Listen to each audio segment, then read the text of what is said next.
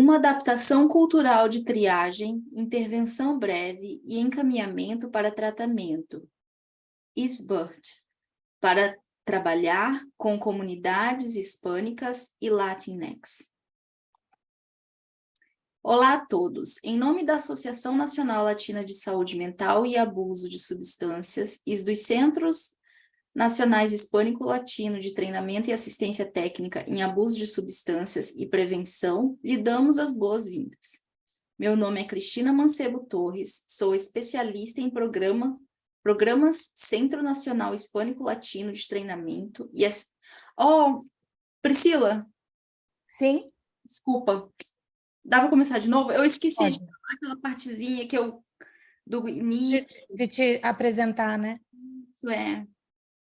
Como eu havia feito da última vez... Pode falar assim, olha, meu nome é Solange, eu sou uma parceira da Nauba, essa sessão foi originalmente entregue em inglês e eu vou gravar o conteúdo em português. Ok. Ok, vou começar então. Victor, we are starting now. Olá, meu nome é Solange Anderson, eu sou parceira da Nauba. Essa sessão foi originalmente gravada em inglês e eu vou gravar ela agora em português. Uma adaptação cultural de triagem, intervenção breve e encaminhamento para tratamento, ISBURT, para trabalhar com comunidades hispânicas e Latinx. Olá a todos. Em nome da Associação Nacional Latina de Saúde Mental e Abuso de Substâncias e dos Centros Nacionais Hispânico-Latino de Treinamento e Assistência Técnica em Abuso de Substâncias e Prevenção, lhe damos as boas-vindas. Meu nome é Cristina Mancebo Torres, sou especialista em programas Centro Nacional Hispânico-Latino de Tratamento e Assistência Técnica em Prevenção. Bem-vindos à segunda sessão de uma série de 2 partes intitulada Uma adaptação cultural de triagem, intervenção breve e encaminhamento para tratamento, ISBURT, para trabalhar com comunidades hispânicas e Latinx. Serei sua anfitriã para a apresentação de hoje. Informações sobre a concessão. Antes de iniciarmos nosso treinamento, aqui estão algumas breves instruções sobre nosso evento. Aqui estão as informações sobre nosso projeto. Você receberá uma cópia desta apresentação para que possa ler o conteúdo de acordo com sua conveniência. Esta sessão será gravada e arquivada para reprodução futura. Uma cópia desta apresentação você receberá uma cópia desta apresentação para que possa ler o conteúdo de acordo com sua conveniência. Esta sessão será gravada e arquivada para reprodução futura. Uma cópia da apresentação de hoje também será disponibilizada. As linhas estarão silenciadas durante a apresentação para minimizar os ruídos de fundo. Quando chegarmos à parte de perguntas e respostas, do nosso webinar, você terá a oportunidade de fazer perguntas clicando na caixa de perguntas e respostas. E nós compartilharemos suas perguntas com nossa apresentadora. Também solicitaremos que preencha uma breve pesquisa no final deste webinar. Esta avaliação de satisfação é importante para o trabalho que realizamos e nos dá a oportunidade de melhorar nossos esforços de treinamento. Um certificado de conclusão será enviado por e-mail no final do webinar. A legendagem está disponível para este evento. Você precisa ativar sua tela clicando no botão Live Transcript, na parte inferior de sua tela. Em seguida, escolha mostrar as legendas. Nesse slide, paramos um momento e refletimos sobre o poder das palavras. Lembramos que juntos podemos usar nossas palavras para criar mudanças positivas. Queremos compartilhar com você também o mapa da rede TTTC com informações sobre os centros de prevenção de abuso de substâncias e os centros de treinamento e assistência técnica em saúde mental. Cada rede é composta por 10 centros regionais e 3 centros nacionais. Os escritórios de coordenação da rede, os TTCs, dos nativos do Alasca e indígenas nacionais americanos e os centros nacionais hispânico-latinos, com um foco nacional para as comunidades hispânicas e latinas e a força de trabalho que presta serviços a essas comunidades. Por favor, permita-me apresentar nossa organização mãe, a Associação Nacional Latina de Saúde Mental e Abuso de Substâncias, NALBA. A NALBA é uma organização sem fins lucrativos e está localizada no Novo México. A missão da NALBA é influenciar a Política Nacional de Saúde Mental e Abuso de Substâncias para eliminar as disparidades no financiamento e acesso aos serviços e melhorar a qualidade dos serviços e os resultados do tratamento para as populações latinas. Nosso objetivo é fornecer liderança nacional em questões de saúde mental e abuso de substâncias na comunidade latina.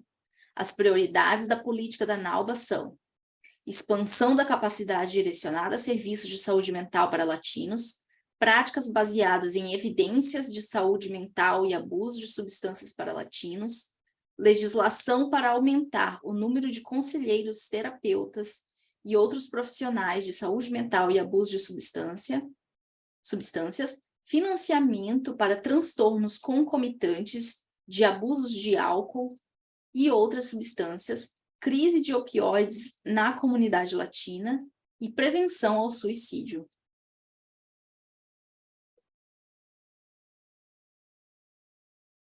Queremos aproveitar esta oportunidade para convidá-lo a participar da Conferência Nacional sobre Saúde Comportamental dos Latinos de 2022, Equidade em Saúde Comportamental Latina, Juntos Podemos, em 15 a 16 de setembro de 2022, no Hotel Sahara, em Las Vegas, Nevada. Esta conferência proporcionará um fórum para que os profissionais de saúde comportamental de diferentes áreas se conectem, troquem ideias e juntos explorem as melhores práticas para participar das comunidades hispânicas e latinas. Vou pedir aos meus colegas que compartilhem o link do site da conferência na caixa de bate-papo para que possam dar uma olhada e aprender mais sobre este incrível evento que estamos organizando para nossas comunidades. Nossa equipe é formada pela doutora Suzy Villa-Lobos, atuando como diretora do projeto para ambos os centros. Priscila Guiamassi atua como coordenadora do projeto para Centro Nacional Hispânico-Latino de Treinamento e Assistência Técnica em Prevenção. E eu trabalho como especialista em programa para este centro. Ana se juntou a nós recentemente e está trabalhando como especialista em programas Centro Nacional Hispânico-Latino de Treinamento e Assistência Técnica em Abuso de Substâncias. Agora é a hora de apresentar nossa apresentadora, Dayana Padilha, é gerente de projetos de pesquisa no New York State Psychiatric Institute, Divisão de Transtornos de Uso de Substâncias, Centro Médico da Universidade de Colômbia. Ela é desenvolvedora do currículo e treinadora sênior para treinamento e assistência técnica em prevenção do Nordeste e Caribe. A senhora Padilha é certificada pelo New York State Office of Addiction Services and Supports como instrutora do SBIRT. Ela fornece assistência técnica intensiva e apoio de implementação para organizações em uma variedade de ambientes que estão buscando incorporar a prática de intervenção do SBIRT para abordar questões de saúde, psicossociais e outras preocupações relacionadas aos níveis nocivos do uso de álcool e outras substâncias. Dayana, obrigada por sua disponibilidade para compartilhar seus conhecimentos e sua experiência com a gente. Por favor, sinta-se à vontade para iniciar sua apresentação. Ótimo, muito obrigada, Cristina, e obrigada a toda a equipe. Vocês são incríveis. Obrigada a todos por estarem aqui. Estou muito feliz que vocês tenham voltado e quero apenas entrar no assunto, porque isto está realmente se baseando no que já discutimos na semana passada, e estou realmente muito privilegiada por estar aqui para falar sobre este tópico, e particularmente em termos de adaptação para as comunidades hispânicas e latinas.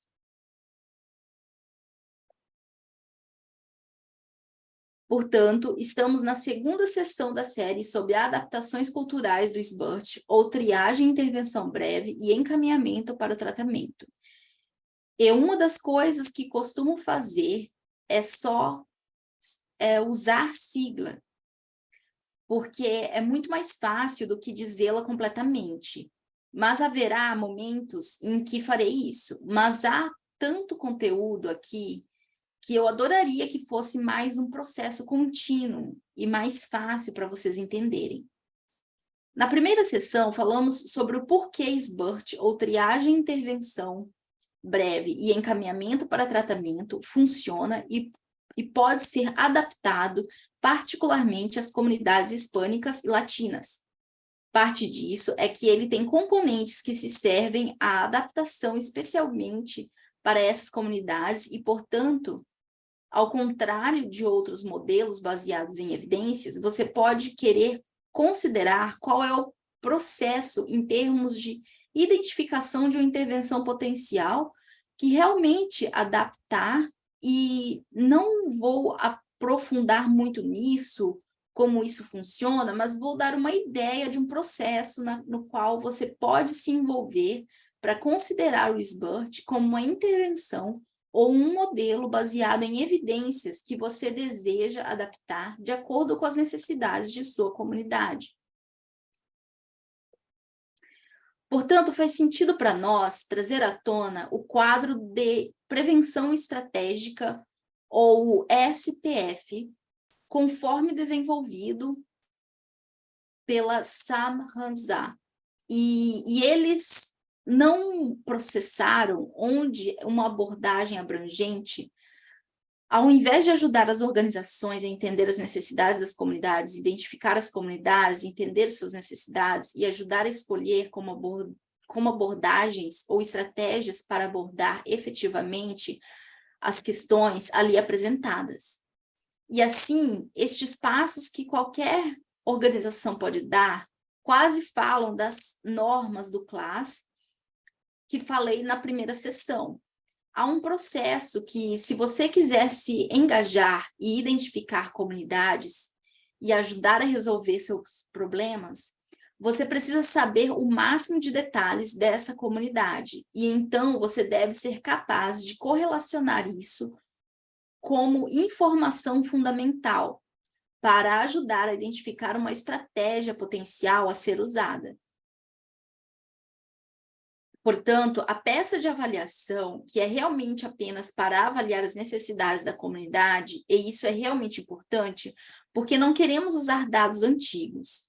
Não queremos usar algo que tem 2 ou 3 anos, considerando os últimos 2 anos e meio, no ambiente em que sobrevivemos, obtendo os detalhes da demografia das comunidades com as quais estamos falando aqui hoje, as comunidades hispânicas e latinas, e compreender a heterogeneidade dentro dessas populações é realmente fundamental para identificar quais intervenções potenciais são melhores para trabalhar com essa comunidade.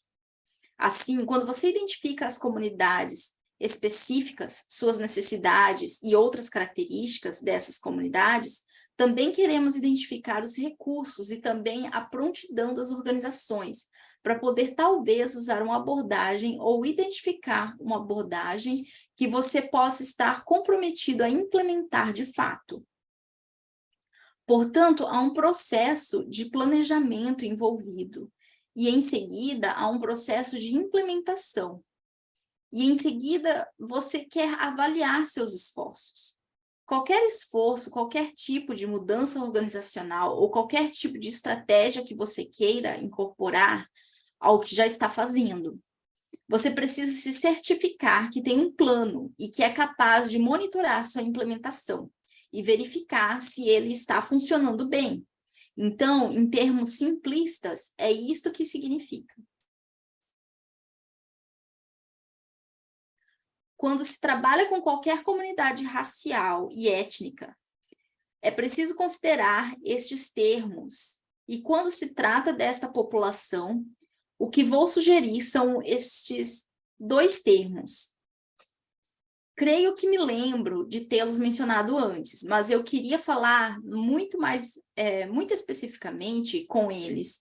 Muitas organizações federais, estaduais e entidades locais utilizam o termo competência cultural. Quero me referir a dois termos muito específicos, e isso é muito propício para o que estamos falando hoje. Portanto, a humildade cultural é um processo reflexível de compreensão dos próprios preconceitos e privilégios. Essencialmente falando, a capacidade de facilitar a introspecção, olhando para os valores próprios, sistemas de crenças. E quanto mais você for fazer isso, maior a probabilidade de não permitir que isso faça parte do processo de quando você encontra alguém a interpretar mal as coisas que a outra pessoa possa estar dizendo, ou as coisas que ela faz, e em seguida gerenciar desequilíbrios de poder e manter uma postura aos outros em relação a aspectos de sua identidade cultural que são mais importantes para eles. Isso é perfeitamente adaptável quando falamos de uma perspectiva cultural com as comunidades hispânicas e latinas. Esses componentes são, na verdade, muito fáceis de integrar na prática, portanto, é muito mais do que apenas um conceito. Eles podem levar a serviços culturalmente sensíveis, e é isso que estamos procurando fazer. O objetivo final, realmente, é garantir que o SBIRT possa nos ajudar a fornecer serviços de uma forma respeitosa e relevante, que seja específica para as crenças, práticas e necessidades linguísticas, culturais de diversas comunidades, e mais especificamente dos membros das diversas comunidades. Assim, a evidência tem se mostrado tipicamente eficaz com populações específicas, seja de raça, etnia ou idade, em cenários específicos. Saber qual população é utilizada no estudo original pode ser muito útil em termos de tentar replicá-la e adaptá-la às suas comunidades e dentro de seu ambiente. As intervenções devem ter uma evidência de um impacto positivo estatisticamente significativo em pelo menos um dos seguintes aspectos. Mas você quer saber o quão eficaz tem sido, quais dados tem sobre comunidades específicas, qual é o comportamento específico que pode abordar. Você quer entender se isso pode ser feito em diferentes ambientes. Estas são parte das considerações em termos de pesquisa e identificação da intervenção potencial para adaptação. Sempre vamos enfatizar a importância da fidelidade. Uma prática baseada em evidências só é baseada em evidências porque é facilitada exatamente quando foi projetada. E o que vamos fazer hoje é discutir como podemos facilitar isso, assim como foi projetado, para colocá-lo em uma estrutura cultural e oportunidades para que a cultura seja integrada em práticas que alinhem e apoiem os diferentes componentes já dentro do modelo. A fidelidade é realmente importante na medida em que um programa ou prática pode ser implementado como foi originalmente planejado e projetado. A adaptação descreve o quanto e de que forma um programa ou prática é alterado para atender às circunstâncias locais.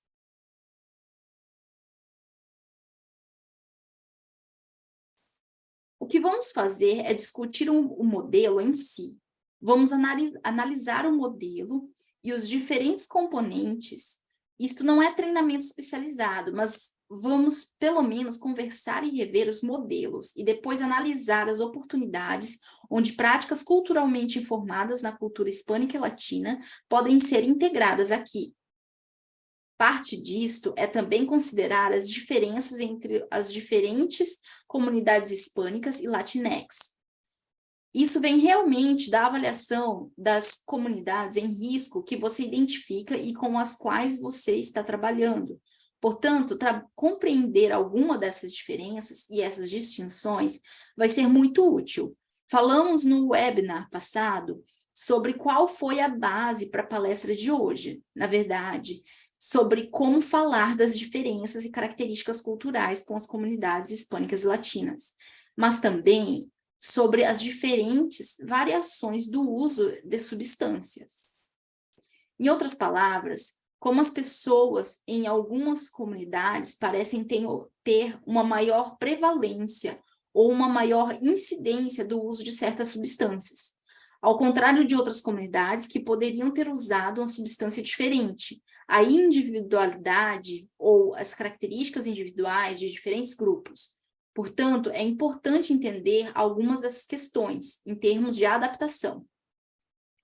A propensão para a abordagem centrada na pessoa, e vamos falar sobre isso mais especificamente no modelo SBIRT, porque ele entrega isso, também queremos analisar quais são os pontos de contato para que tenhamos aqui um modelo completo, de modo que não é apenas uma prática única de 5 minutos que fazemos quando engajamos um indivíduo, mas é uma abordagem mais ampla de triagem, intervenção breve e encaminhamento para tratamento que oferece muitas oportunidades de engajamento, oportunidades de envolvimento, de nos aproximar culturalmente e ser capazes de nos envolver e quase fazer parceria com membros hispânicos e latinos, e isso será essencial para o próprio modelo. E, é claro, falamos sobre a eficácia da intervenção.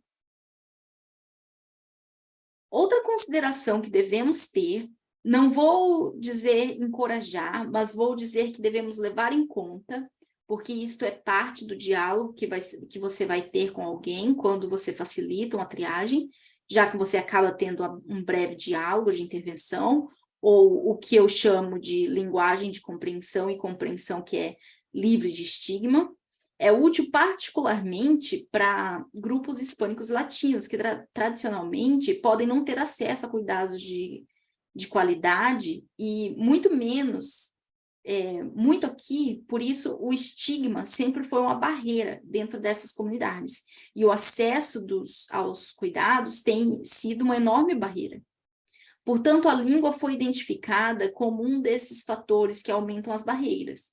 Então, o que queremos fazer é usar uma linguagem que seja de apoio e que fale com o slide que Cristina trouxe à tona sobre a importância das palavras. É realmente muito relevante e essencial quando você está facilitando uma prática baseada em evidências como o SBIRT. Vou tentar espelhar isso e vocês entenderão à medida que formos avançando, porque é um uso muito específico para pessoas que estão usando substâncias. Por exemplo, hoje em dia, não estamos dizendo abuso de substâncias. O abuso de substâncias tende a ser um termo mais crítico. Queremos que as pessoas já comecem a sentir que estamos sendo solidários a elas. Se dizemos abuso de substâncias, muitas pessoas entram com suas próprias ideias estigmatizadas sobre o que é o uso de substâncias, e algumas ideias que os fazem sentir-se menos do que porque estão envolvidos na dependência, como se o vício fosse um problema deles. Então, queremos usar uma mensagem, uma linguagem mais específica. O uso de substâncias refere-se ao consumo de substâncias psicoativas. É tão simples quanto isso. Vamos falar muito sobre o uso de substâncias em risco, e isso se refere ao consumo de altos níveis que resultam em consequências nocivas ou perigosas. E, portanto, o que isso realmente fala é quando alguém está consumindo ou bebendo uma substância, ou seja, álcool ou medicação prescrita, que está usando de forma que está se colocando em risco, de tendo consequências que estão se colocando em risco de dirigir ou de ser preso. Eles podem estar se colocando em risco por usar medicamentos ou ao fazer mau uso de medicamentos. E não é como um medicamento prescrito que você está tomando mais do que precisam, porque acreditam que tem mais dor e talvez eles precisem de mais remédios, uma série de situações diferentes e razões pelas quais as pessoas podem usar mais do que precisam. Há algumas pessoas que estão realmente vivendo em consequências, por exemplo, alguém que acaba de sair com os amigos e eles bebem e atravessam a faixa no caminho para casa e eles não estão nem dirigindo, estão andando e eles caem, talvez machuquem o rosto e acabem na sala de emergência. Há muitos cenários que nós tendemos a ver, porque estamos acostumados a conhecer pessoas quando elas satisfazem os critérios de transtorno, de uso de substâncias. Mas eu estou pensando nas pessoas que ainda não chegaram nesse estágio ainda. Então, você tem uma pessoa que consome em níveis que já estão passando por essas ramificações de níveis de consumo em situações de risco. Depois, temos o transtorno de uso de substâncias, que é um nível específico, onde a pessoa atende a critérios diagnósticos e você vai entender porque temos uma formulação específica para estes processos. Porque você terá uma oportunidade de se adaptar culturalmente ao SBURT para que suas comunidades possam praticar isso e ver por que funciona tão bem.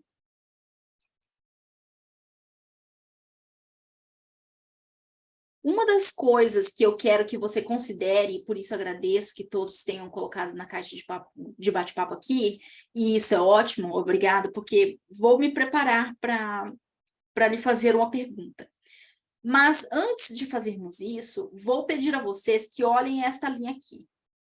Eu tenho um rótulo que é a continuidade do uso da substância, e você pode olhar para a linha como se fosse a progressão do uso de substância. Assim, você vê no lado esquerdo a abstinência, o uso experimental, o uso social, e depois você vê no outro extremo o transtorno de uso de substâncias.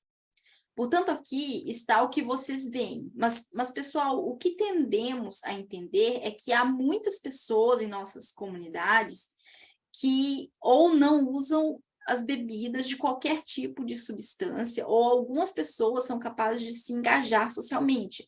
Algumas pessoas podem estar fazendo experiências, talvez tentando, experimentando pela primeira vez, ou talvez pela segunda vez. Portanto, neste ponto, estes são usuários de baixo risco, ou sem risco. São pessoas para as quais não temos a tendência de pensar em ter que prestar serviços. A maioria da sociedade ouve alguém sem qualquer tipo de problema, ou o extremo de alguém tem um transtorno por uso de substâncias. A maioria da sociedade que não tem informação ou está acostumada a trabalhar com as populações que vocês tendem, portanto, ou alguém pode lidar com sua bebida, ou tem um problema que é o outro extremo, com o distúrbio do uso de substâncias. Portanto, o que nós encorajamos é que você comece a considerar essas pessoas no meio.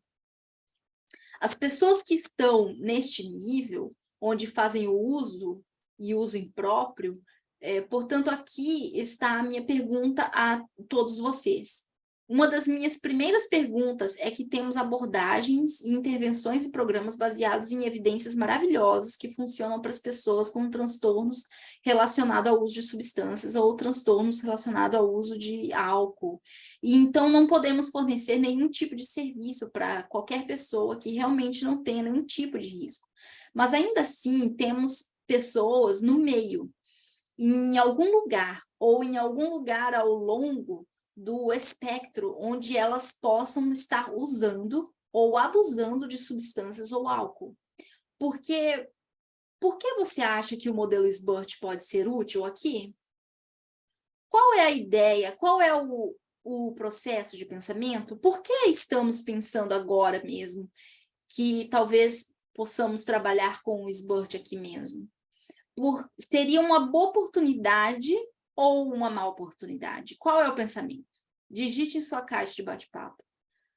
Ajude a trazer a consciência que está correta. Obrigada, sim.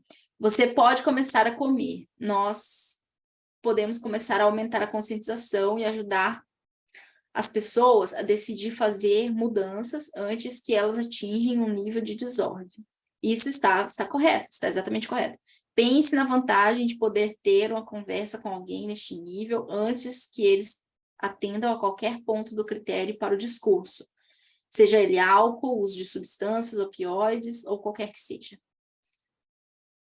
Portanto, pelo menos forneça-lhes as informações para que seja mais fácil ter uma conversa aqui do que no outro extremo, onde alguém tem um transtorno de uso de opioide ou uso de substâncias. Quando pensamos nos processos neurológicos que são reformatados depois que alguém encontra esse nível de transtorno, geralmente significa que muitos dos processos mentais foram comprometidos. Então, seria mais fácil ter uma conversa aqui e talvez aumentar a conscientização e incitar a motivação. Assim, o uso do SBIRT pode nos ajudar a avaliar as tendências e talvez identificar quais poderiam ser algumas questões co-ocorrentes subjacentes. Temos uma oportunidade de obter e engajar muitas informações de nossos pais para permitir conversas nas quais não há julgamento, a menos que você gere indivíduos onde cada indivíduo está. Com que frequência falamos em encontrar uma pessoa onde ela se encontra? Estamos sempre falando bem sobre isso em nosso campo de recuperação e prevenção. Então, da perspectiva da dependência que temos na sociedade, temos trabalhado tradicionalmente com ambos os extremos do espectro. Muitas pessoas podem ter essa conversa nem mesmo em ambas as extremidades da estratégia. Uma das coisas que é bom poder falar com alguém aqui é que eles poderiam compreender muita coisa. Eles podem ter uma conversa e assim você pode ter oportunidade suficiente para ser capaz de envolver alguém e não necessariamente usar julgamento. Quero dizer explicitamente, não acostumado a julgar e ser capaz de talvez apenas ter uma conversa, como uma conversa normal, como você teria com qualquer outra pessoa, e não especificamente sobre focar um problema de vício. Sinceramente, acho que as intervenções podem funcionar com indivíduos em qualquer nível de uso, porque tento afastar as pessoas de pensar que algumas pessoas desenvolvem vícios e outras pessoas não os desenvolvem. Não se trata realmente do indivíduo, trata-se de o álcool ser uma substância a qual todos nós podemos desenvolver uma tolerância. Acho que vivemos em uma cultura centrada no álcool e penso apenas em trazer a ciência para a equação. Obrigado por isso. Acho que a ciência sempre nos ajuda como profissionais e é sempre bom nos lembrar que na mente de alguém, agora que você fala sobre a mente de alguém nos negócios, e o uso indevido pode não estar em um nível onde o cérebro está completamente renovado, totalmente focado apenas no uso de substâncias, e, portanto, essa é uma outra oportunidade de engajar as pessoas. E a outra é não esquecer que nessa linha de progressão nem todos vão ter o distúrbio do uso de substância. Muitas pessoas apenas declaram consumir em níveis de risco, e não há um preditor real que vai levar a um distúrbio de substância. Podemos saber sobre fatores de risco e tais, mas isso não é necessariamente um projetor concreto. Portanto, há muitas vantagens e benefícios aqui.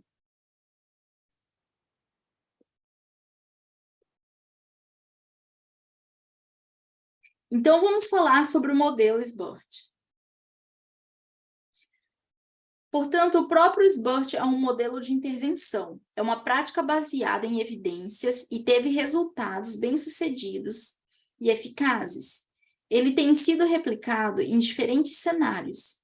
Primeiro, foi considerado uma prática baseada em evidências na área médica e em ambientes de saúde, e depois começou a ser replicado também em outros ambientes. Portanto, há tantas oportunidades aqui. Apesar de ter uma base de evidência e de termos que praticá-la com fidelidade, há muita maleabilidade aqui, e você entenderá o que quero dizer à medida que formos avançando. Sejamos muito específicos aqui. O objetivo principal do SBIRT é identificar e intervir efetivamente com aqueles que estão em risco moderado ou alto, por questões relacionadas ao uso de substâncias, para preocupações psicossociais e de saúde relacionadas ao seu nível de consumo. Portanto, este é o modelo, e isso é o que ele é. O que eu sempre encorajo a todos a saber é quando você começa a se integrar, quando trabalhe com uma organização e eu forneço assistência técnica, e não apenas o treinamento que eu realmente lhes forneço, o suporte para que cada indivíduo e a organização como um todo possam incorporar isso. É realmente importante conhecer como o modelo funciona, e isso é muito simplista, mas começa a dar a você uma ideia fundacional muito boa. Portanto, os 3 componentes principais. O processo de triagem é extremamente importante. É uma triagem universal para avaliar rapidamente o uso e a gravidade do álcool, das substâncias ilícitas e do uso indevido de substâncias prescritas. Por favor, observe a linguagem para que a triagem seja um processo, não é uma adaptação, não é uma avaliação. Quero que sejamos específicos sobre como são esses protocolos. Veja-os como protocolos, como parte desse processo clínico, em que muitas pessoas se envolvem quando atendem aos critérios. Sabemos que fazemos uma triagem antes de fazermos uma avaliação, e fazemos uma avaliação antes de fazermos um diagnóstico. A triagem, tudo que ela faz é procurar por um problema. Se encontrar um problema, então temos a oportunidade de explorá-lo e fazemos uma triagem universal, porque não queremos atingir ninguém. Quando visamos alguém, estigmatizamos as pessoas. Na verdade, perdemos a oportunidade de engajá-las. Portanto, a triagem é um processo maravilhoso, onde você pode usar um certo tipo de instrumento apenas para identificar se existe algum problema ou um problema potencial a ser explorado. Agora, se uma pessoa tem uma triagem facilitada e existe uma pontuação particular, isso pode justificar uma intervenção breve. Agora, a intervenção breve é uma conversa que é toda voltada ou projetada apenas para aumentar a conscientização e é brevemente motivadora, porque evoca isso do outro indivíduo. E é tudo para que possamos trabalhar com pessoas que estão nestes níveis de uso de substâncias. Portanto, trabalhando com a pontuação de triagem, você tem a razão em ter um novo senso de prevenção. Agora, na intervenção breve, essa pontuação pode ser alta o suficiente para que se justifique um encaminhamento para o tratamento. Então, quando dizemos encaminhamento, não quero que você o tome literalmente. Sei que é exatamente para onde vamos quando olhamos para essas palavras.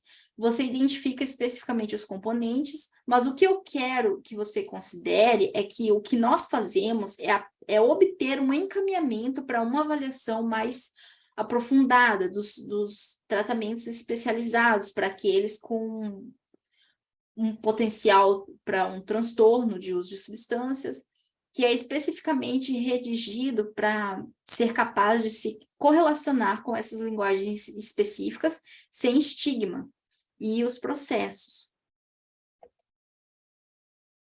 Portanto, isto é de um currículo mais antigo, mas mostra realmente a praticidade do SBIRT sendo praticado em um ambiente onde uma abordagem de equipe pode ser utilizada. Em outras palavras, uma pessoa não tem que fazer a triagem, a intervenção breve e o tratamento de encaminhamento se houver justificativa para o encaminhamento para tratamento. Assim, isso realmente fala de oportunidades para pontos de envolvimento em qualquer ambiente, em particular, onde, por exemplo, aqui é um ambiente de saúde, onde uma pessoa pode ir a uma recepção e uma pessoa na recepção ou a recepcionista pode dar à pessoa que vem para os serviços alguma papelada para assinar, incluindo sua triagem, pode ser autorreportante. Muitos de nós, sabemos que todos os anos, quando vamos a um médico ou a qualquer tipo de oportunidade de assistência médica ou nosso recurso de saúde, eles normalmente nos pedem para atualizar nossas informações. Uma vez por ano, onde pacientes, clientes e membros da comunidade as preenchem. Essa é uma oportunidade de realmente acrescentar algumas das perguntas de triagem, para que os diferentes pontos de atendimento, e isso, quando você receber seus slides, você verá como isso pode ser feito de certas maneiras diferentes, dependendo de quais são as respostas. Vou pegar isso e mostrar como isso funciona à medida que passamos pelos diferentes componentes.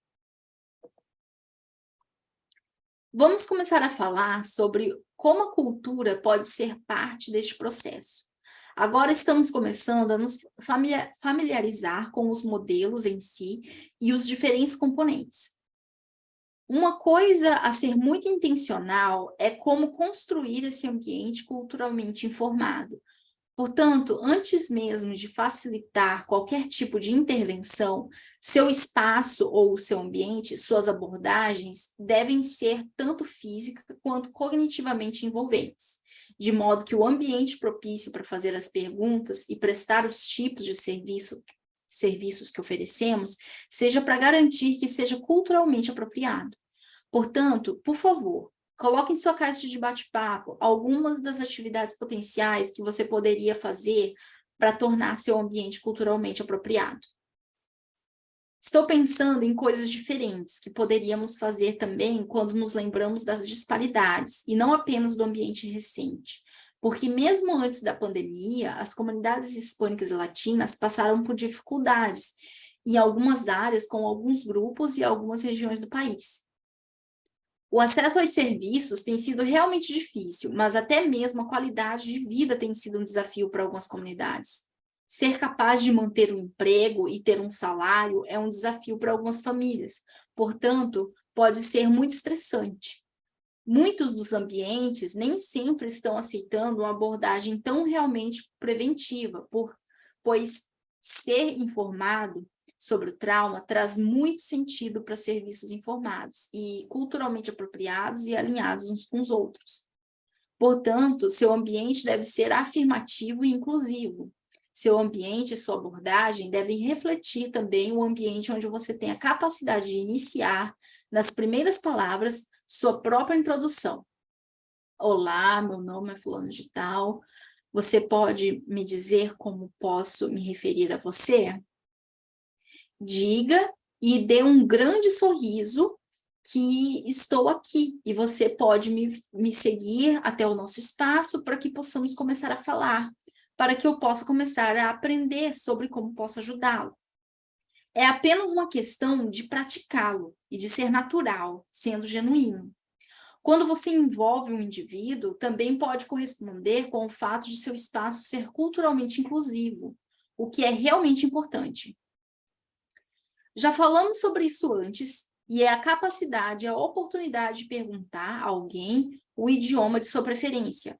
Algumas pessoas podem saber o suficiente da língua inglesa para sobreviver, mas seu idioma preferido pode ser o espanhol. Entender a língua é realmente importante, porque isso vem da compreensão das comunidades que existem em seu ambiente, em sua área de influência, e assim você está preparado com antecedência. Também é importante entender que a língua preferida também pode ser o inglês, mas a compreensão pode ser muito diferente. Portanto, entenda que a comunicação realmente envolve o contexto cultural, e a cultura hispânica como parte disso.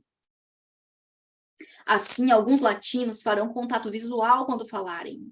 E sim, alguns latinos não os fazem. Então, se trata realmente de não fazer suposições. Trata-se realmente de entender que as pessoas responderão de forma diferente a nós. E não há duas pessoas iguais. Há razões diferentes para isso. E se estivermos sendo cuidadosos sobre trauma na forma como abordamos as pessoas, provavelmente conseguiremos envolvê-las no engajamento ou na intimidade, dando-lhes um espaço seguro. Esse espaço privado é importante. Pense nisso também, porque eu fiz isso uma vez quando eu estava fazendo um estudo de avaliação e eu estava trabalhando muito de perto com o curso de tratamento na época, mas também estava trabalhando com a unidade de tratamento. Eu queria usar uma abordagem informada sobre trauma.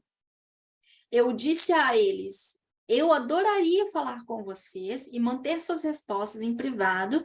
Se não houver problema, é com vocês. Posso fechar a porta? Não sei quem teve qualquer tipo de problema de trauma, então quero a permissão deles para me autorizar a fechar a porta, e se eles não quiserem que a porta seja fechada, vou deixá-la aberta, para que coisas como essa possam fluir. Normalmente queremos privacidade, queremos garantir que eles estejam participando do que essa privacidade parece. Aqui estão alguns dos elementos que você encontrará dentro do seu diálogo quando se conectar e interagir com hispânicos e latinos.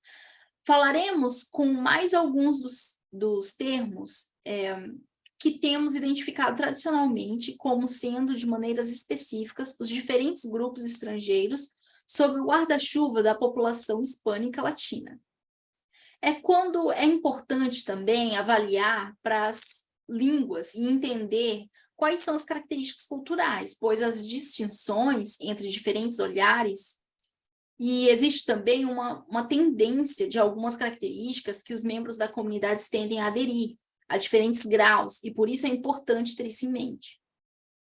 Tantas vezes, colocando a linguagem em um contexto cultural, refiro-me a como os clientes latinos verão uma relação como positiva, em parte, quando ela tem elementos de ser mútua e recíproca. A perspectiva ocidental é ligeiramente mais fria do que a sociedade coletiva da qual os latinos hispânicos fazem parte quando se trata de interagir. Talvez mais frio não seja a palavra certa e nem pretendo ofender ninguém. Talvez o que eu diria é que eles são mais desconfortáveis, mais distantes, não necessariamente tendem a ser mais personalizados nas interações, pelo menos não inicialmente, quando se conhece uma pessoa pela primeira vez. Às vezes, o que acontece é que esse relacionamento ou essa parceria tem que evoluir. E assim, uma das coisas sobre a comunidade hispânica e latina é que eles valorizam o personalismo, ou o que chamamos de personalismo. Portanto, o que diz aqui é uma ênfase na educação, cortesia e estabelecimento daquilo que chamamos de alguém. Portanto, seja muito específico. O que ouvimos falar muito é se alguém primeiro se envolve em uma pessoa hispânica ou latina para ser personalizável, para ser mais amigável. Vou usar uma palavra que nem sempre pensamos, mas isso é realmente importante para que você, como fornecedor, seja acessível. Portanto, isso é um pouco diferente de quando estamos trabalhando, você diz, em um processo muito clínico, onde é mais sobre o processo e menos sobre o risco de ser pessoal com qualquer paciente, cliente ou consumidor em particular. O que você quer fazer é realmente se engajar dessa maneira, porque isso ajudará a se conectar com aquele indivíduo ali. Essa capacidade de aproximação pode ajudar alguém a se sentir confortável, em ser receptível e estar mais próximo de você com qualquer tipo de informação particular que seja realmente limpa. É também, na cultura latina, o termo confiança. É realmente baseado na confiança. Por isso, as pessoas entram e procuram ativamente o serviço que confiam a você para ter os recursos disponíveis e a capacidade de atender às suas necessidades. Assim, isso sairá na forma como você tem uma conversa. Muitas vezes, eles se sentem confortáveis o suficiente para poder confiar em você e falar com você dessa maneira por ser muito envolvente. Portanto, a ideia de confiança é que a confiança e outras coisas, como responsivo, em termos de respeito, confiança e dignidade, estes também são componentes do personalismo. Mas não se trata apenas de uma interação respeitosa. É também uma pessoa em uma comunidade, é como ela é percebida, como ela está engajada, e é como ela percebe e interage com respeito. Um membro da comunidade pode ser muito pobre e fazer melhor por suas famílias e caminhar de cabeça erguida, porque é assim que eles são. Eles cumprem suas expectativas, eles têm provido para a família e estão muito orgulhosos disso. E assim, tudo isso vem junto com esse personalismo. Queremos ser capazes de não ser desdenhosos quando nos engajamos. Queremos ser capazes de ser mais recíprocos. Queremos ser responsivos e queremos ser capazes de nos engajar de forma respeitosa. Isto é algo que esperamos de todos. Mas a verdade é que não se trata apenas de não ser rude ou respeitoso, mas também de ouvir as informações e ser capaz de integrar aquelas perspectivas que você levanta dentro do espaço que está prestando. Então, vamos falar sobre o protocolo da triagem. Uma das coisas a lembrar aqui é que, para o SBIRT, somos sempre encorajados a usar um instrumento de validade, um instrumento validado, e por isso vou dar uma lista completa de instrumentos validados, mas é um instrumento ou ferramenta que foi testado psicometricamente e tem confiabilidade em termos de resultados de pontuação. Portanto, muitos desses instrumentos de triagem validados são encontrados online. Costumávamos ter o website do NREP, e sei que o NIH também tem, pois tenho estes websites disponíveis e podemos ver uma lista completa de todos os tipos de ferramentas de triagem. O que queremos fazer é garantir que estamos usando um instrumento validado para determinar se os resultados da pontuação são resultados verdadeiros. Portanto, existem diferentes tipos e é importante que consideremos isso. Não apenas médicos, mas pessoas não clínicas podem utilizar esse instrumento também. Você não precisa ser um terapeuta de nível avançado, psicólogo ou assistente social para facilitar o SBIRT. Portanto, o que você quer é uma triagem que tenha um processo de pontuação. Ela deve ser uma interpretação onde você possa facilmente detectar e entender o que é a pontuação e com que nível de risco ela pode estar mostrando ou com que nível de risco ela não mostra. A ideia é entender que existe um potencial para explorar algo, ou se existe algo que está acontecendo aqui que você pode precisar explorar. Um dos desafios com os instrumentos que temos hoje, em 2022, é que a maioria desses instrumentos são antigos, e embora tenham sido atualizados já faz um tempo, desde a atualização, já que a linguagem seja a linguagem que sempre encoraja a não usar. Mas é tão importante que, quando facilitamos a triagem, se estamos fazendo uma triagem de pessoa a pessoa, como uma sessão de entrevista, que façamos as perguntas literalmente. Portanto, a fidelidade da facilitação da triagem é extremamente importante. Então, o que queremos fazer é uma apresentação disso. Aqui estão apenas algumas das ferramentas de triagem que podem ser usadas com o SBIRT.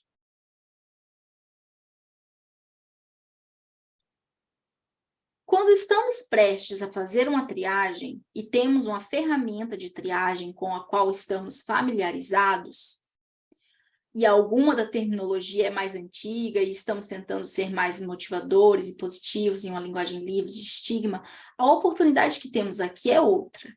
Estar mais informado culturalmente é capaz de apresentar o que você está prestes a fazer. Assim, quando você inicia o relatório, como você se apresenta pela primeira vez, talvez você queira usar pronomes, talvez não, mas como você se envolve, como você sorri, como você começa a ser, se você vai ou não apertar a mão das pessoas, como você desenvolve a atmosfera. Aqueles primeiros segundos é importante, porque essa relação inicial, pois haverá uma oportunidade para você fazer perguntas de uma forma que será literalmente para a ferramenta. Portanto, é preciso, por assim dizer, preparar o cenário. Você quer ser transparente, focado na pessoa e ser capaz de ter esse ambiente cultural e informado pelo trauma, inclusive afirmativo. Por isso, quando você continuar a falar, você quer que eles saibam que eu gostaria de lhe fazer algumas perguntas. Isso é apenas uma amostra do que você pode dizer. Você pode querer dizer, então, eu gostaria de lhe fazer algumas perguntas e eu faço para os meus pacientes. O que isso diz quando dizemos isso? Então sim, estamos perguntando a todos. Portanto, essas perguntas me ajudarão a lhe proporcionar o melhor cuidado possível. E é isso que quero fazer. Tenho certeza que você é o foco do que eu estou tentando fazer para lhe ajudar. Como acontece com todas as informações médicas, suas respostas são confidenciais. Estamos falando aqui e sendo inclusivos, e o que estamos falando é a realidade de que estamos tentando manter a confidencialidade. E queremos ter a certeza que eles sabem que a informação é mantida em sigilo. Quando você explicar a confidencialidade, explique isso muito especificamente para que eles entendam o que isso significa em seu ambiente.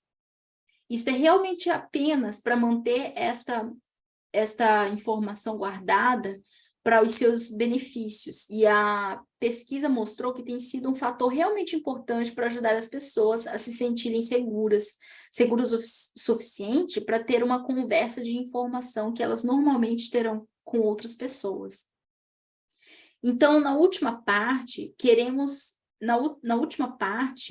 podemos sugerir como também podemos parar a qualquer momento, ou podemos parar se você se sentir desconfortável em algum momento, podemos parar e então podemos recomeçar quando você estiver pronto.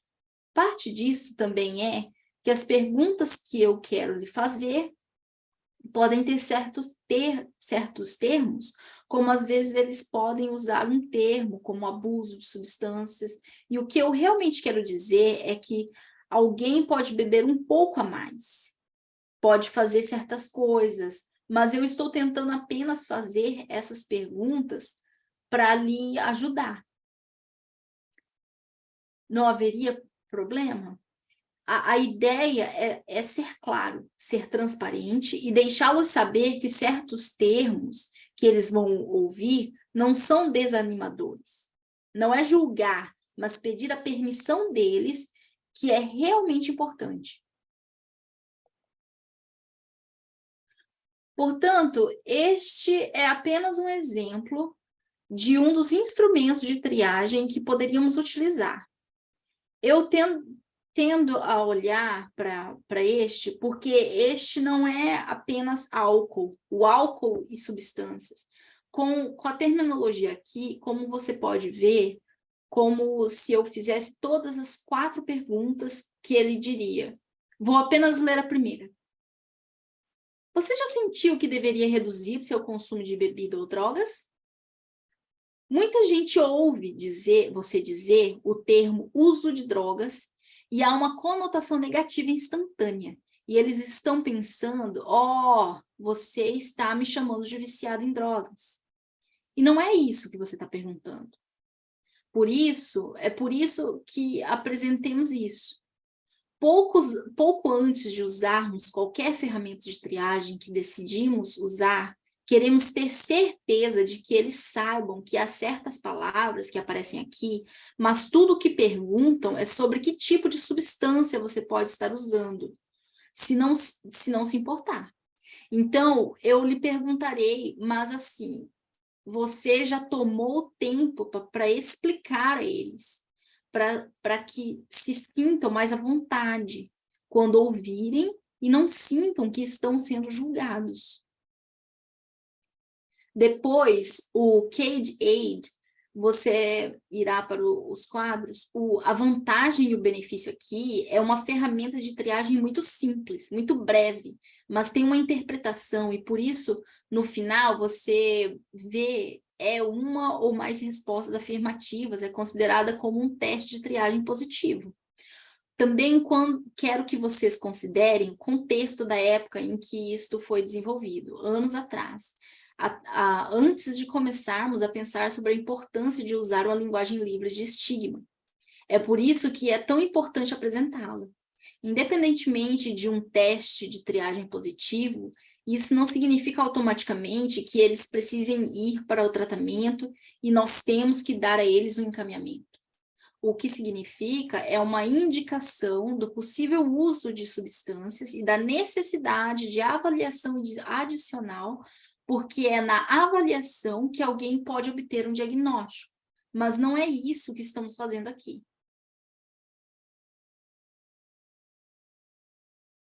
Então, é isto que queremos, é isto que estamos fazendo, e é por isso que a terminologia que você usa tem que correlacionar com a triagem, não está fornecendo um diagnóstico, mas uma avaliação. A peça de avaliação geralmente incorre ou no diagnóstico ou não, mas é esse processo de avaliação que resultaria nisso. E entender e atender a esses 2 ou mais critérios de pontuação. Uma ferramenta de triagem é simplesmente procurar se existe um problema que você possa precisar explorar mais. É por isso que nossa linguagem tem que ser específica, e dessa forma ajudamos a mantê-los engajados. Intervenção breve. Muitos de vocês estão familiarizados com isso. Este é a parte do segundo componente. Esta é a parte do segundo componente. Uma coisa que eu quero me assegurar, de que eu enfatize antes de tudo, é que você não tem uma breve intervenção, uma intervenção breve dentro de um indivíduo, a menos que essa pontuação de triagem indique que você deve. Se você tem uma suspeita, mas a pontuação de triagem não está correlacionada, então sua suspeita não é motivo suficiente para ter um diálogo. O que você quer fazer no SBIRT para que todo o modelo funcione efetivamente, você quer ter certeza de que está criando a pontuação que indica que devemos ter uma intervenção breve e que eles tenham pontuado a um nível moderado ou de risco. E é por isso que queremos ser muito específicos sobre a linguagem e específicos sobre o processo. Muitos de nós estamos familiarizados com as habilidades essenciais de entrevista motivacional e as 4 habilidades de comunicação que são realmente relevantes para a conversa. Fazendo perguntas abertas, escuta reflexiva, afirmações e resumos, o que é uma espécie de reflexão, uma espécie de recapitulação. A entrevista motivacional é uma prática baseada em evidências por si só, e também foi considerada antes uma prática baseada em evidências tanto para as populações hispânicas e latinas, quanto para as populações negras e afro-americanas, porque é uma abordagem centrada na pessoa. Essa é a parte da razão pela qual o SBIRT se presta não tão bem para ter essa adaptabilidade. Sendo assim, é uma prática baseada em evidências. Também quero que você entenda que quando estamos falando de uma breve intervenção, queremos literalmente dizer uma intervenção breve. Esta não é uma breve terapia familiar estratégica, que normalmente é algo entre 12 a 16 sessões, e cada sessão pode ser de 45 minutos a 1 hora. Não, é chamada de breve porque há pequenos componentes. Quando dizemos breve aqui, é literalmente breve. Inicialmente, quando começamos a estudar isto, os pesquisadores haviam dito que eram 5 a 15 minutos. Uma das coisas que eu sei sobre organizações que procuram cobrar pelo SBIRT em suas instalações é que você pode construir até 30 minutos para uma breve conversa de intervenção. Geralmente, são muitas vezes de 15 a 20 minutos, e isso tende a ser a média do que eu vi na pesquisa, porque é realmente baseado no que o outro indivíduo está dizendo. E há certos pontos que você assiste ao treinamento e você utiliza a forma como ele funciona. Quando mergulhamos mais profundamente neste componente, você verá que todo este processo é baseado no que você recebe do outro indivíduo.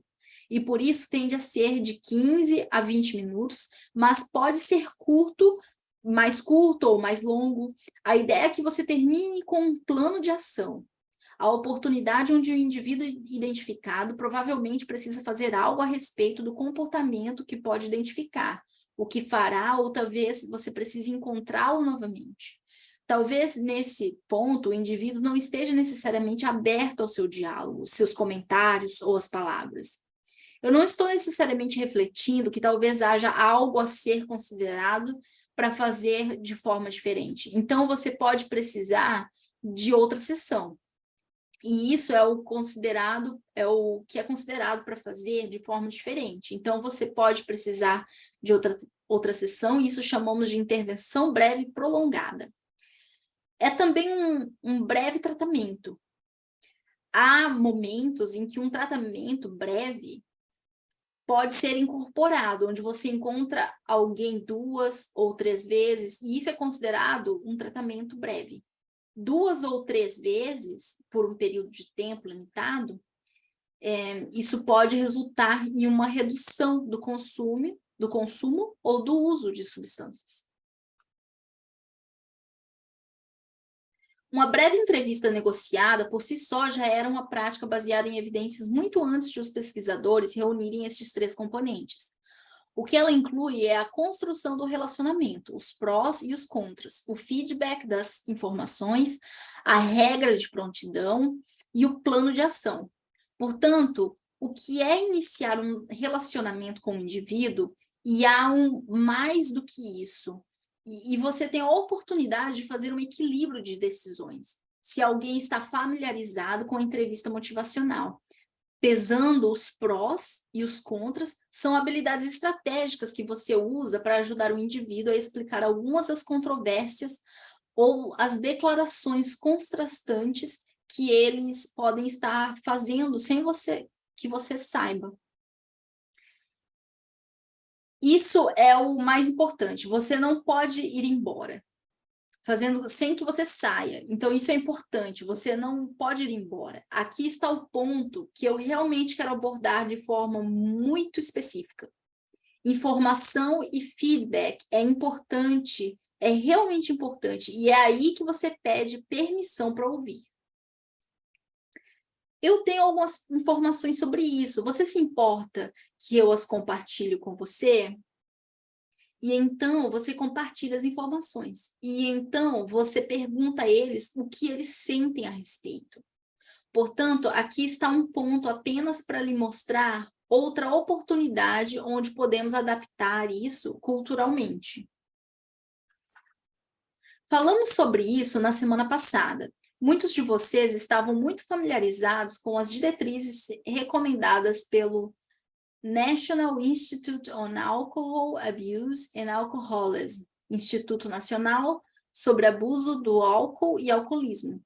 Elas se referem mais a esses dias, as diretrizes dietéticas para o período entre 2020 e 2025, e incluem uma bebida por dia para mulheres em idade legal de beber e até 2 bebidas por dia para homens em idade legal de beber. Agora, muitas das ferramentas que ainda estão sendo usadas ainda usam a outra maneira de enquadrá-las. A maneira mais antiga de enquadrá-la, que não é mais do que 3 bebidas por dia para uma mulher saudável, ou não mais do que 4 bebidas por dia para um homem médio. Portanto, eis o que é interessante para a adaptação. Aqui estão ferramentas. Portanto, aqui estão as ferramentas. Portanto, somos encorajados quando estamos tendo esta conversa, onde estamos informando o indivíduo. Quando estamos informando, especialmente nossa pessoa hispânica ou latina, que não está necessariamente olhando para o uso de substâncias ou o seu nível do uso de álcool de qualquer tipo de forma insalubre. Eles ainda mantêm os empregos, ainda mantêm as contas pagas, têm uma relação saudável com a sua família, etc. Eles estão bem, saem de férias, não associam nenhuma negatividade ao seu nível de consumo, embora possam estar em risco. Então, o que você quer fazer é usar qualquer tipo de auxílio visual que você possa. Estados diferentes têm a sua própria versão. E esta é uma das versões que eu uso porque sou da Costa Leste, e por isso o documento à direita. É o breve algoritmo de entrevista negociada. Ele diz que tem algumas técnicas que acabei de listar no slide anterior, e à esquerda tem um visual sobre os níveis de risco com álcool, e em seguida diretrizes masculinas e femininas, e como ele se aplica. O problema aqui é que ele usa uma perspectiva binária. Portanto, a adaptação cultural depende de com quem você está tendo este diálogo. Temos pesquisas muito limitadas, mas há algumas pesquisas e, portanto, quando estamos pensando em transgêneros e membros da comunidade de gêneros diversos, quando você está facilitando isso para um membro desta comunidade, então você quer ser capaz de recomendar as diretrizes sobre bebida. Isso é o que você tem que passar, mas você tem que ser honesto e transparente. E assim, o que você quer fazer é reconhecer que eles são desenvolvidos através de uma perspectiva binária e compartilhar isso com o outro indivíduo. Dar-lhes respeito e ser muito claro e transparente e honesto com eles. Isso requer uma melhor parceria e diálogo com eles. Isto é algo que temos incorporado ultimamente em nossos treinamentos do SBIRT, porque quando pensamos na população não binária, LGBTQ+, queremos ser muito específicos e centrados na pessoa. Bem, se as ferramentas que você está usando são as únicas que você pode usar e são de uma perspectiva binária, você interage com o indivíduo, e como você interage com o indivíduo é realmente importante. Portanto, tenho aqui um exemplo. Digamos que estamos trabalhando com uma mulher latina trans. Digamos Alicia. A Alicia tem 23 anos, ela fala espanhol, mas fala um pouco de inglês. E você foi a ela, e ela pontuou com moderação. E você está prestes a ter uma intervenção breve com ela. E assim, parte da oportunidade, parte da conversa, incluiria fornecer as diretrizes. Como você faria isso bem? Talvez pudéssemos dizer isso. Linete, você gostaria de ler isso em voz alta para nós? Especialistas recomendam diretrizes sobre bebidas alcoólicas para pessoas, embora estas diretrizes sejam baseadas em uma perspectiva binária. E se você estiver de acordo, posso trabalhar com você para entender quais se aplicariam a você. Tudo bem? As diretrizes recomendadas atualmente sugerem limitar o consumo a 2 bebidas ou menos em um dia para que os homens não excedam mais de 14 em uma semana.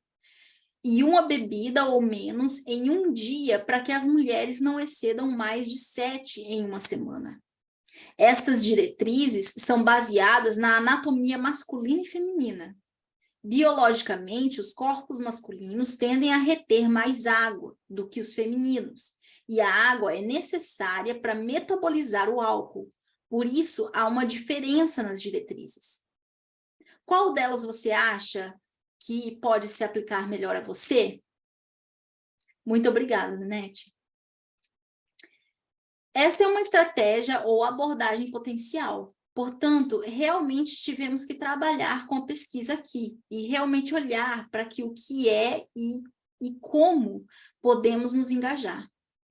Se eu quiser me engajar com uma mulher latina trans, preciso, antes de tudo, ter certeza de que tenho conhecimento da língua, pois a compreensão é fundamental. Tenho que ter certeza de que estou me envolvendo e de que estou sendo inclusivo e afirmativo, mas também tenho que ter certeza de que sou transparente. Tenho que conhecê-la onde ela está e para que ela seja participativa em seu próprio processo. Eu tenho que perguntar a ela. É realmente sobre o que ela identifica que seriam as melhores diretrizes a serem usadas com ela. Isso é extremamente fortalecedor quando as pessoas podem sentir que cabe a elas decidir e eu vou trabalhar com o que elas me disserem. Portanto, neste momento, é isto que a pesquisa está sugerindo. Isto é mais do que tivemos em muito tempo, onde não tínhamos nenhuma pesquisa sobre isso. Então, estamos procurando incluir essas pessoas não binárias nesses processos e ainda estar centrados na pessoa. Para falar, seja claro e honesto sobre o fato de que esta é uma perspectiva binária formal, mas você pode me dizer qual delas e o que é melhor para você, e então podemos ir a partir disso. A partir daí. Então, a outra coisa é, e se o indivíduo fala espanhol? Eu traduzi para o espanhol e é fácil investir e ser mais engajado culturalmente e quando você está falando em um tom de conversa e mais acessível, mas também engajado em uma conversa quase como um amigo. Mesmo que não seja um amigo, você está usando esse tom e está falando com uma pessoa dessa maneira. Não existe julgamento. É apenas colaboração. E se vocês já sabem e se eles já sabem e você está falando assim com eles e está dizendo bem, é isso que eu tenho, mas você pode me dizer qual você acha melhor ou qual você acha que melhor se aplica a você. E então teremos uma discussão a partir disso. Isso é importante. A participação e o trabalho a partir do que eles nos dizem é extremamente importante. Existe aqui também um diálogo que ofereci quando fazemos SBIRT com adolescentes. Então, você tem um hispânico latino, chicano, um jovem dominicano, ou talvez ela seja da Guatemala, e você sabe que você quiser realmente entender a preferência pelo idioma, também a mensagem aqui será diferente, porque não encorajamos nenhum tipo de bebida. Então, não se trata de redução, trata-se mais de eu recomendo que você não beba até a idade legal dos 21 anos. Mas também há uma maneira de se envolver muito na forma como você apresenta as informações. Portanto, você está envolvido em uma conversa. E eles estão sentindo que é uma conversa. E a mensagem está sendo transmitida. A informação está sendo transmitida e eles são capazes de interpretar, participar e ser colaborativos com essa conversa. Eu tenho um pouco de tempo. Alguma pergunta sobre isso? Sei que vamos lhes dar algum tempo no final, então uma das coisas que queremos ter certeza é que existem diferentes pontos em que podemos ser incrivelmente engajados. O que podemos estar mais culturalmente mais informados sobre como nos engajamos e ser realmente específico para as comunidades com as quais estamos trabalhando. Portanto, se há uma perspectiva não binária envolvida, se há uma linguagem envolvida, você também quer entender isso. Eles podem aparecer na conversa, particularmente quando se trata de certas substâncias. Se ela tiver sido normalmente na família, normalizada na família, se a maconha foi normalizada e foi usada por diferentes gerações na família, você vai conseguir ver isso na conversa. Você ainda vai trabalhar a partir da perspectiva deles. E ainda vai usar essa abordagem de equilíbrio de decisões, de prós e contras, para correlacionar isso com as quais são as suas necessidades.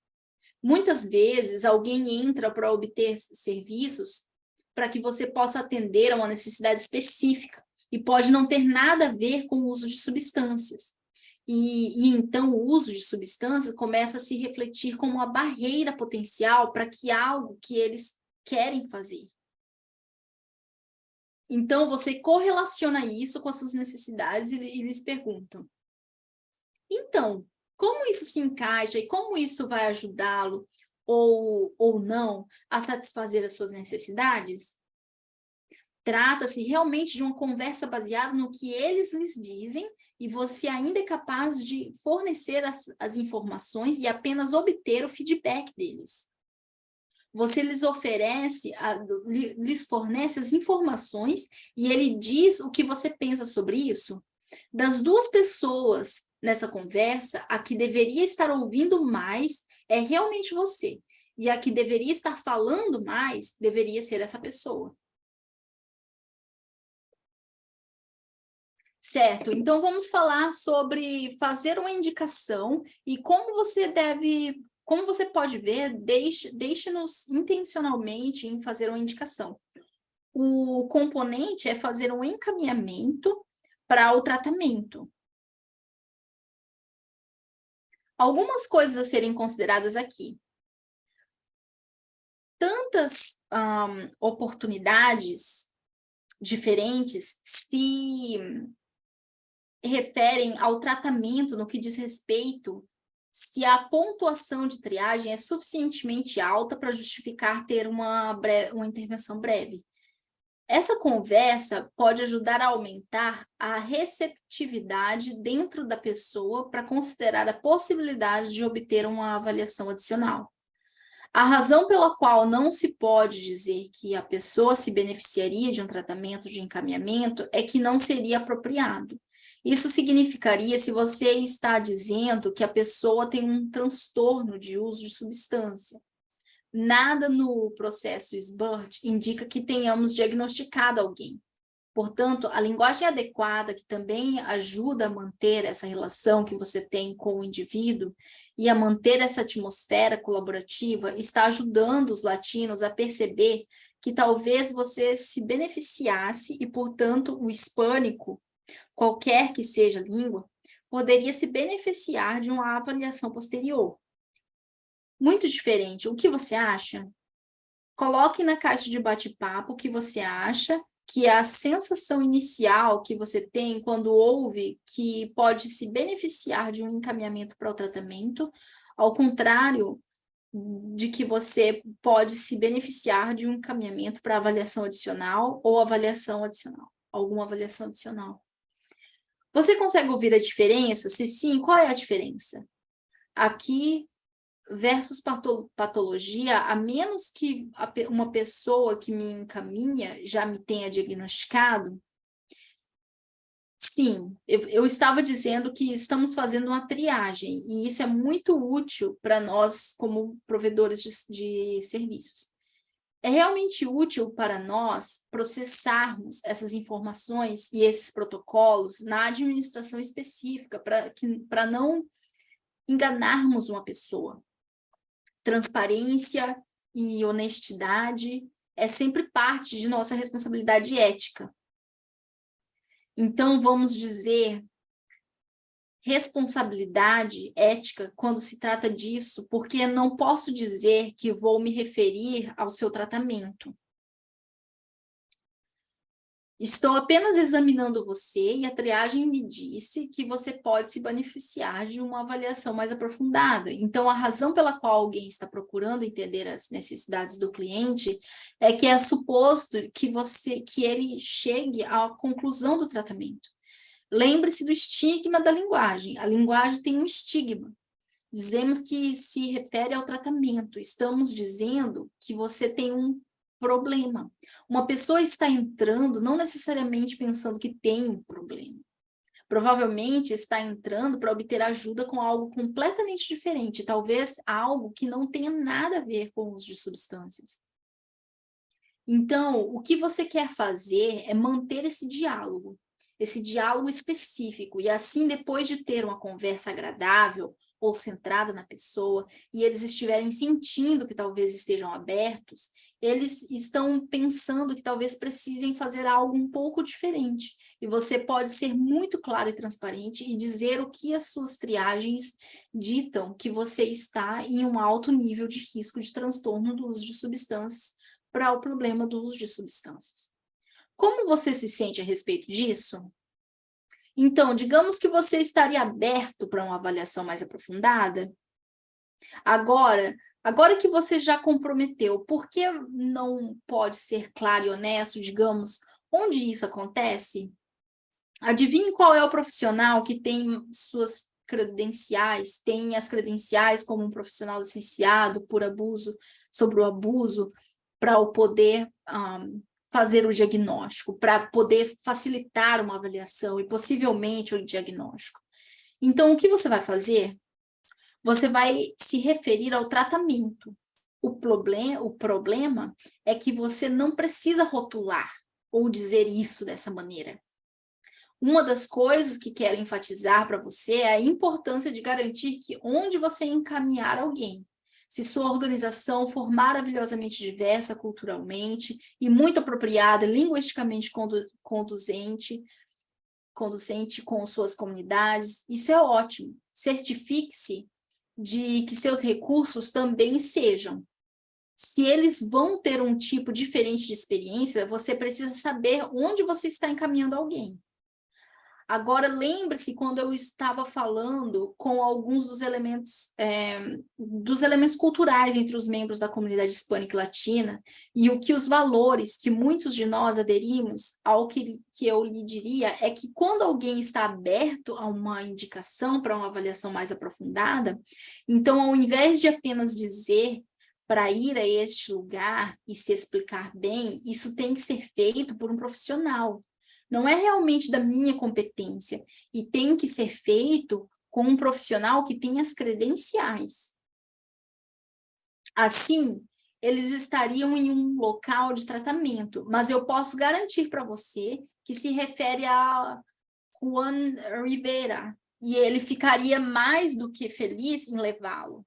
Trabalhar com você, encontrar-se com você e fazer esse processo. Então, é o seguinte, quando você menciona o nome de alguém, conheça a pessoa a quem você está se referindo. Parece mais pessoal, parece mais íntimo, parece que você conhece a pessoa. Eles vão se desviar de como já começam a confiar em você, em quem você vai recomendar, em vez de simplesmente ir até aquele local. Fazer isso como se fosse alguém é apenas um recurso distante que você está dando a eles papéis para que apareçam. É diferente quando você realmente menciona o nome da pessoa e, portanto, certifique-se de que a organização seja também culturalmente informada em suas interações com as comunidades. Eles podem lhe fazer perguntas sobre estar familiarizado com diferentes níveis de tratamento. Talvez essas pessoas estejam entrando, talvez alguém esteja bem ciente das ramificações ou consequências que estão experimentando em seu nível do uso de substâncias. Talvez eles saibam que provavelmente precisam de ajuda, e então a conversa com você eles estão mais abertos, estão abertos. Então, o que você quer, mas eles podem começar a lhes fazer perguntas, talvez, se nem todos já foram ao tratamento, haja 2,5 milhões de pessoas que possam entrar em tratamento em um determinado ano. Isso é mais de 20 milhões de pessoas que nunca entram em um tratamento. Ou seja, muita gente não sabe necessariamente o que acontece. Portanto, eles fazem perguntas para se familiarizarem com os diferentes níveis de tratamento e adequação cultural. É importante entender que existem alguns recursos que você utiliza que são culturalmente apropriados por si mesmos. Também os critérios de encaminhamento, quando eu digo nomear um contato que você conhece pessoalmente, faz com que eles saibam que eles estão indo com alguém que você confia. Isso parece um pouco mais confortável do que simplesmente dar o nome de um estranho que eles não sabem com quem vão se encontrar.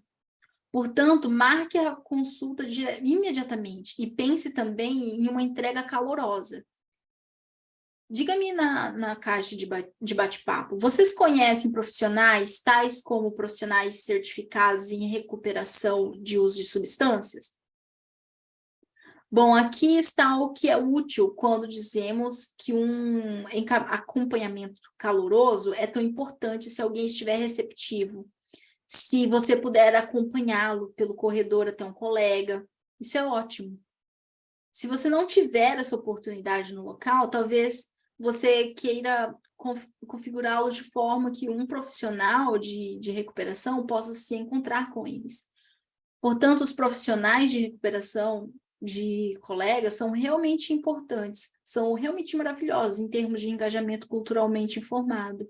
Porque se tem uma pessoa que representa uma comunidade e eles têm sua experiência de vida, isso poderia ser um canal maravilhoso para que eles possam me engajar mais abertamente no segmento de uma indicação. Em seguida, faça com que eles reflitam para você como foi a experiência deles. Deixe sempre essa porta aberta.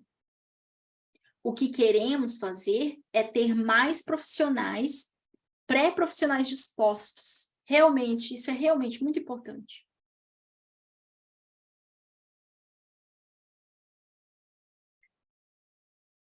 Assim, falamos sobre diferentes oportunidades, pontos de engajamento, onde a cultura hispânica e latina precisa ser considerada em termos de como se engajar e preferir os diferentes componentes que você quer facilitar exatamente a forma como é projetada. Em termos de diálogo e compreensão, que muitas pessoas podem refletir em sua conversa, certas coisas podem não ser tão importantes, ou podem refletir que as famílias são mais importantes. Elas podem não ser tão próximas com as informações. Às vezes, o personalismo, a dignidade, o respeito, e tudo isso entra em jogo com a forma como nos engajamos. Quando pensamos em tudo isso, em diferentes oportunidades, e você terá essas perguntas, você as verá um pouco mais claras. O que eu quero terminar aqui é que, quando você fizer estes esforços, quando decidir ir nesta direção, quando fizer, por favor, pense também em medir seus resultados. E entenda que quando você tiver uma estratégia que vai implementar, você deve ter algum tipo de medida.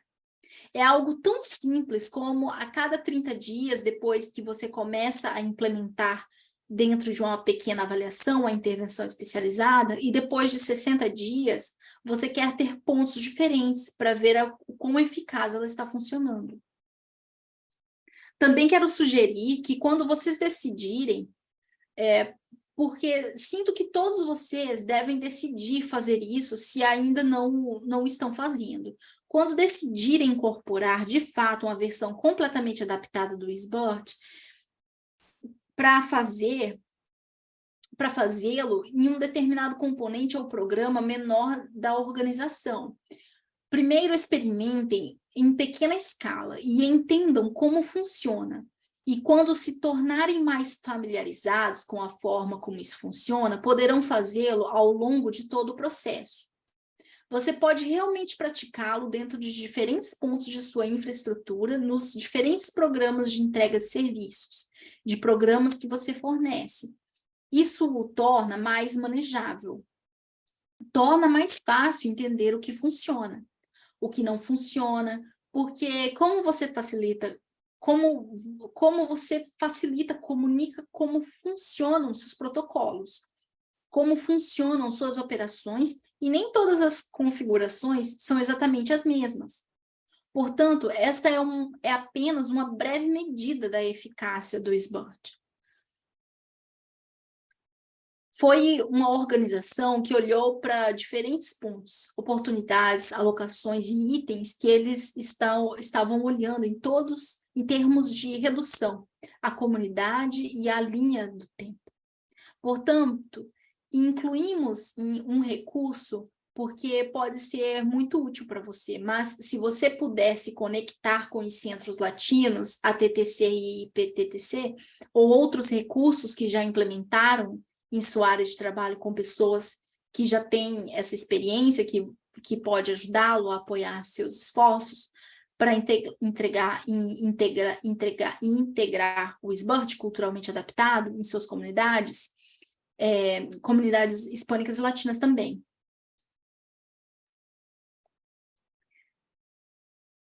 Sinto muito.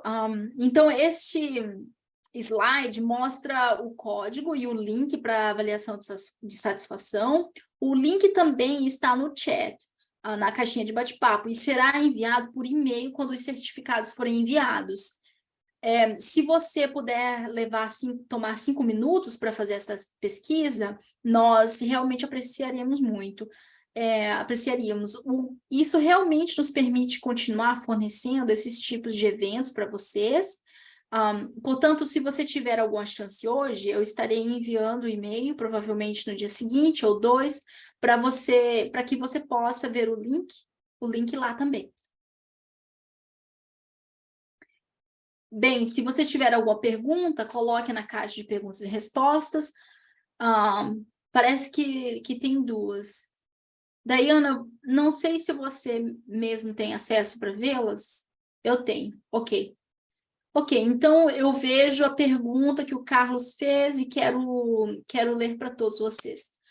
A linguagem livre de estigma é mudar o idioma, por exemplo, latinos, com o qual é o idioma original das mulheres, para os homens, ou todos os que estão entre eles, para usar um termo latinex. Portanto, uma das coisas que não fiz nessa, mas que fiz na primeira apresentação, é muitas das referências feitas hoje em dia com pesquisadores, e não sei qual é a lógica, mas são as comunidades latinas e hispânicas. Mas temos um centro que também é latino-hispânico, a TTC e PTTC. Portanto, dependendo do recurso, eles podem usar uma variação. O que eu sugiro é apenas ser inclusivo e apenas dizer hispânico, latino e latinex.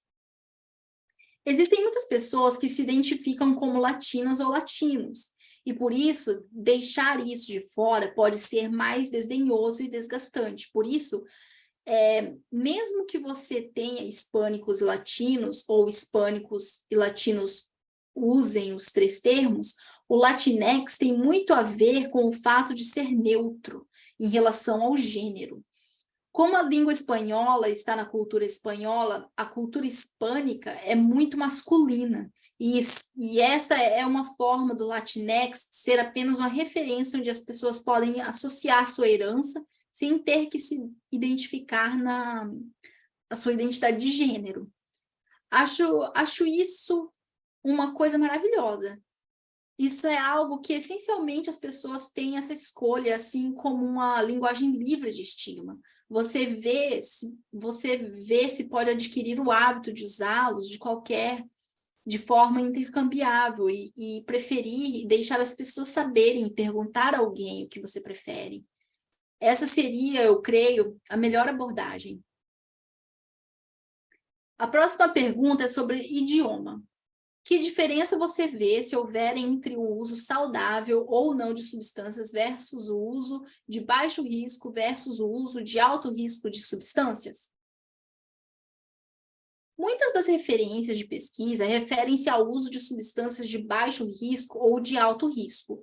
Existem algumas referências categóricas específicas para isso, e, portanto, o que quero dizer é que o uso de substâncias de baixo risco é quando as ferramentas de screener realmente indicam que na pontuação em que eles têm baixo risco, ou que eles surgem em um nível de risco em que o risco ou em risco, que significa alguém está consumindo em seu nível de consumo, os colocando em um risco de diferentes situações que eles podem evitar, como, por exemplo, driving under the influence of alcohol, dirigindo sob a influência de álcool, ou relacionamentos tensos, ou que eles estão indo nessa direção. O uso saudável e não saudável de substâncias, a razão pela qual eu não ouço isso com frequência e não uso pessoalmente profissional é porque a pesquisa não fala em ajudar no uso saudável de substâncias. Poderia ser enganoso se existe algo como o uso saudável de substâncias, porque nossa população, nossas comunidades não são necessariamente informadas de maneira como vocês são. Vocês trazem toda a sua experiência, seu conhecimento, toda essa experiência maravilhosa, mas a maioria da sociedade e suas comunidades não tem isso. Porque se você diz que o uso saudável de substância é quase uma justificativa. Portanto, eu me afastaria disso. E essa é a minha sugestão. Mas você provavelmente poderia procurar mais pesquisas sobre isso. Essa é realmente uma boa pergunta. Eu gostei disso. Isso foi para Jennifer e Luiz. Existe uma certificação específica de intérprete recomendada para fazer este tipo de serviços, como Bridging the Gap, ou outros mais específicos para trabalhar o uso de substâncias, o abuso de substâncias? Olha, eu acho que depende de onde você estiver. Portanto, acho que depende. A ideia com serviços de interpretação tem muito a ver como eles são certificados, que língua é certificada, que dialetos, e como se correlacionam com as comunidades que você serve. Eles estão familiarizados com as leis HIPAA, com confidencialidade, as leis específicas para seu ambiente, tantas vezes que seu departamento de saúde mental pode lhe fornecer orientação dentro de seu estado sobre isso. Acredito que o ATTC Latino Nacional Hispânico também pode fornecer isso e ser um recurso muito bom para falar com isso. Portanto, eu acho que essas são todas as perguntas. Essas são as referências para a apresentação. Se não formos capazes de responder a uma pergunta, você pode entrar em contato conosco ou a Dayana. Aqui estão as informações de contato da Dayana. Visite o nosso website da conferência para saber mais sobre todas as coisas incríveis que estamos preparando para você, incluindo um show em homenagem a Selena e Vicente Fernandes. O dinheiro arrecadado para este evento irá, de fato, para um dos nossos programas de bolsas de estudo. A conferência será realizada nos dias 15 e 16 de setembro, em Las Vegas. Esse show será o evento culminante para aquela conferência. Gostaríamos também de compartilhar nossas informações de contato. Por favor, sinta-se à vontade para entrar em contato conosco se tiver qualquer dúvida ou se precisar de assistência. Essas são as informações do ATTC. Essas são as informações do PTTC.